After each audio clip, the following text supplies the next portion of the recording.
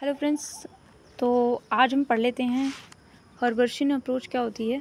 तो हर्बर्शियन अप्रोच जो है वो हर्बर्ट जी ने दी थी एंड ये हमको मिली थी 1776 में, ठीक है। एंड इसमें जो पॉइंट्स होते हैं, इंट्रोडक्शन होता है, पहले तो इंट्रोडक्शन देता है टीचर, फिर प्रेजेंटेशन देता है, कंपेयर करता है एंड एसोसिएट करने की कोशिश करता है, फिर जनरलाइजेशन होती है, फिर एप्लीकेशन की जाती है जो भी नॉलेज दी जाती है टीचर के द्वारा, एंड रिकैप्चुलाइजेशन की जाती है, ठीक है। तो ये 6 स्टेप्स होते हैं जो कि हर्बर्शियन अप्रोच में आते हैं। ये है हमारा सोशल साइंस का कि अगर हमें सोशल साइंस में भी अगर लेसन प्लान करना है तो हमें ये स्टेप्स लिखने होंगे, ठीक है। तो ये अगर आगे ना आप इसको अच्छे से एक्सप्लेन करोगे, फिर आप चलोगे फिर इंट्रोडक्शन की तरफ। इंट्रोडक्शन में सबसे पहले तो टीचर प्रिपेयर करता है जो भी टीचिंग कंटेंट पढ़ाना होता है, टीचिंग पॉइंट्स, जनरल ऑब्जेक्टिव्स और भी बहुत सारी चीज़ें वो प्रिपेयर करता है। सबसे पहला स्टेप यही होता है। सेकंड स्टेप होता है प्रायर नॉलेज को चेक करना। टीचर क्या करता है प्रायर नॉलेज को चेक करता है, इंट्रोडक्टरी क्वेश्चंस बच्चे को देता है ताकि उसे ये खंगाला जाए कि उसका प्रायर नॉलेज कैसा है, वो क्या उसको कितना जानता है उस टॉपिक के बारे में, ताकि उसका जो वेस्ट ऑफ टाइम है वो बच सके।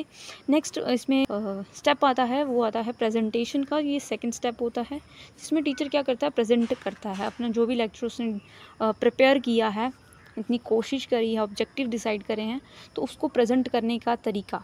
तो मतलब उसमें ब्लैक बोर्ड का यूज़ करना, सिंपल लैंग्वेज का यूज़ करना, किस तरह से वो लैंग्वेज कॉम्प्लेक्स तो यूज़ नहीं कर रहा, बच्चे को समझ में आ रहा है या नहीं आ रहा, उसकी मेंटल एज के हिसाब से पढ़ा रहा है कि नहीं, एग्जाम्पल कैसे दे रहा है, ठीक है। एग्जाम्पल उसके रियल लाइफ से कनेक्टेड होने चाहिए, कंटिन्यूसली उसको बीच बीच में आस्क करते रहना चाहिए बच्चे। तो कंटिन्यूसली जब वो क्वेश्चन पूछेगा तो उससे उसका जो इंगेजमेंट है वो बढ़ता रहेगा। नेक्स्ट इसमें आता है कि भाई प्रॉपर यूज़ होना चाहिए, चार्ट, ग्राफ्स का और भी बहुत सारी चीज़ों का वो यूज़ कर सकता है। इसके अलावा आप क्या करते हो, थर्ड स्टेप हमारा आ जाता है कंपैरिजन एंड एसोसिएशन।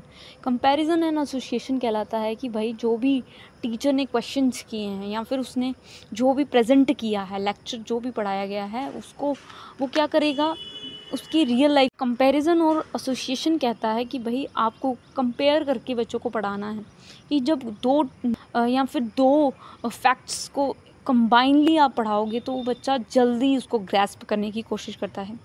तो कंपैरिजन और एसोसिएशन में आता है कि टीचर क्या करेगा, दो चीज़ों को कंपेयर करके जो पिछला पढ़ाया है और जो न्यू पढ़ा रहा है उसके साथ उसका कंपैरिजन करेगा, अलॉन्ग विद क्या करेगा, उसको इनकरेज करेगा जो नया जो पढ़ा रहा है उसके साथ, जो पुराना पढ़ा उसको भी रिकैप्चुलाइट करेगा, मतलब कि उसको भी फिर से रिपीट करेगा, एंड नेक्स्ट जो पढ़ाने जा रहा है उसको भी क्या करेगा, वो इनकरेज करेगा उसको पढ़ाने के लिए, एसोसिएट करने की कोशिश करेगा, इनोवेटिव मैनर में उसको ही एसोसिएट करेगा लर्निंग से, कि वो लर्न करे खुद से, ठीक है।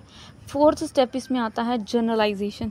जनरलाइजेशन होता है कि भाई जो कंक्लूजन जो भी उसने सीखा प्रेजेंटेशन में, जो भी टीचर ने पढ़ाया उसने कंपेयर करना सीखा, एंड उसके साथ आता है कंक्लूड करना आना चाहिए उसको टॉपिक को, कि वो किस तरह से अपना जो पहले पढ़ा था और जो अब पढ़ने जा रहा है उन दोनों में वो अपना लर्निंग बिठा पाए, कंपेयर करके उसको जनरलाइज कर पाए। जनरलाइज का मतलब होता है कि जब हम कोई चीज़ को उसको अपनी रियल लाइफ में उसको फॉलो करते हैं या फिर फॉर्मुलेट करने की कोशिश करते हैं, दिमाग में एनालिसिस करने की कोशिश करते हैं। Guidance and correction bye teaching. तो अब जब वो जनरलाइज करने की कोशिश करेगा, है ना, तो उस समय टीचर क्या करेगा, उसको करेक्ट करेगा, साथ ही साथ उसको गाइड करेगा कि कैसे इसको जनरलाइज करना है। एक तरीके का जनरलाइजेशन कंपैरिजन के बाद ही आएगा। इसके बाद हमारे आता है एप्लीकेशन। तो भाई जब आपको इतनी प्रेजेंटेशन दे दी, कंपेयर करना सिखा दिया, फॉर्मुलेट करना सिखा दिया, जनरलाइज करना सिखा दिया, फिर आपको टीचर सिखाएगा अप्लाई कैसे करेंगे। अप्लाई तो आपको ही करना है, ठीक है। नॉलेज जो आपको समझ में आया उसको अपनी रियल लाइफ में कैसे इसको अप्लाई करोगे। तो बच्चा कोशिश करेगा कि भाई ये जो टॉपिक है क्या मेरे लाइफ से कनेक्टेड है, तो टीचर ने कुछ एग्जांपल्स भी दिए होंगे उसके लाइफ से कनेक्टेड, तो वो अप्लाई करने की कोशिश करेगा। जैसे आपने पढ़ा होगा कि जैसे साइंस है, तो साइंस पढ़ ली और उसका एक्सपेरिमेंट करके नहीं देखा तो आपको साइंस समझ में नहीं आती है। तो ऐसे ही कोई भी सब्जेक्ट है, एसएसटी भी है, तो उसको जनरलाइज करना पड़ता है, वर्केबल करना पड़ता है। जब आप अप्लाई करते हो तो वो चीज़ आपके दिमाग में फिट हो जाती है। Last but not the least step है कि रिकैप्चुलाइजेशन, मतलब कि आप क्या कर रहे हो, जो भी टीचर पढ़ा रहा है, समझा रहा है, तो वो क्या कर रहा है, लास्ट में ग्रेस्प कर पाए बच्चे ने जो पढ़ा है उसको ग्रेस्प कर पाया, लर्न कर पाया। तो चेकिंग करने के लिए कुछ क्वेश्चंस पुट किए जाते हैं, असाइनमेंट दी जाती है, रिव्यू कर पाए बच्चा कुछ, एंड इस तरह से आपका last step but not least step होता है क्लोज द चैप्टर, मतलब आपका चैप्टर क्लोज हो चुका है। अब मॉडल इस तरह से हो जाता है। तो मॉडल आता है डेट, सबसे पहले डेट आता है, सब्जेक्ट, पीरियड, टॉपिक, क्लास, कुछ भी लिख सकते हैं आप, मतलब इसमें कम से कम आपको ये तो लिखने ही होते हैं, ठीक है। और फिर आता है जनरल ऑब्जेक्टिव। जनरल ऑब्जेक्टिव्स आपको ना कॉमन पाए जाएंगे, इंग्लिश में अलग पाए जाएंगे, एसएसटी में अलग पाए जाएंगे, मैथमेटिक्स में अलग पाए जाएंगे, पर वो एक सब्जेक्टिव पर्सपेक्टिव से होगा, स्पेसिफिक होगा टॉपिक से रिलेटेड। जो टॉपिक आप कंटेंट पढ़ा रहे हो वो स्पेसिफिक में आ जाएगा, ठीक है। फिर उसके बाद ऑब्जेक्टिव, मतलब जैसे आप मैप पढ़ा रहे हो तो फिर मैप से रिलेटेड आप ही कंटेंट लेके जाओगे, एंड आप चाहते हो कि मैप से रिलेटेड जो भी चीज़ें हैं उसे समझ में आए। इंट्रोडक्शन में आप इंट्रोडक्शन करोगे, क्वेश्चंस पूछोगे, 3 क्वेश्चंस होंगे, इंट्रोडक्टरी क्वेश्चंस होंगे जो कि प्रायर नॉलेज को चेक करेंगे बच्चे के।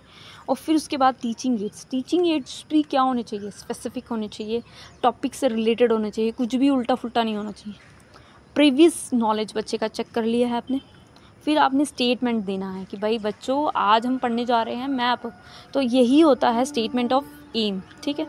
नेक्स्ट इसमें आता है प्रेजेंटेशन कि अब जो भी कंटेंट टीचिंग पॉइंट्स उसने बनाए हैं टीचर ने, तो वो एक प्रेजेंटेशन में लेके आएगा। सिंपल टू कॉम्प्लेक्स होगा, हमेशा सिंपल टू कॉम्प्लेक्स होगा भाई, कभी भी आप कॉम्प्लेक्स चीज़ें नहीं पढ़ाओगे। पहले जो प्रायर नॉलेज है उसको ही कंटिन्यू करते हुए आप कॉम्प्लेक्स की तरफ लेके जाओगे बच्चे को। एक्सप्लेनेशन, आप टीचर एक्सप्लेन करेगा, वो भी लॉजिकल होना चाहिए, सीक्वेंशियल होना चाहिए, उनकी एज के हिसाब से होना चाहिए, ये हमने पढ़ा था। ब्लैक बोर्ड समरी, जो कुछ भी पढ़ाया है उसको ब्लैक बोर्ड में समझा दो, लिखवा दो और बोलो कि लिखो, ठीक है। रिव्यू क्वेश्चंस, बीच बीच में आप इवैल्यूएशन करने के लिए क्वेश्चंस पूछते हैं बच्चों से। And last but not the least that is home assignment. Home assignment क्या होता है, जिसमें आप क्वेश्चन देते हो, एक्सरसाइज क्वेश्चंस होते हैं, लॉन्ग आंसर्स हो सकते हैं, MCQs हो सकते हैं, प्रोजेक्ट वर्क हो सकता है।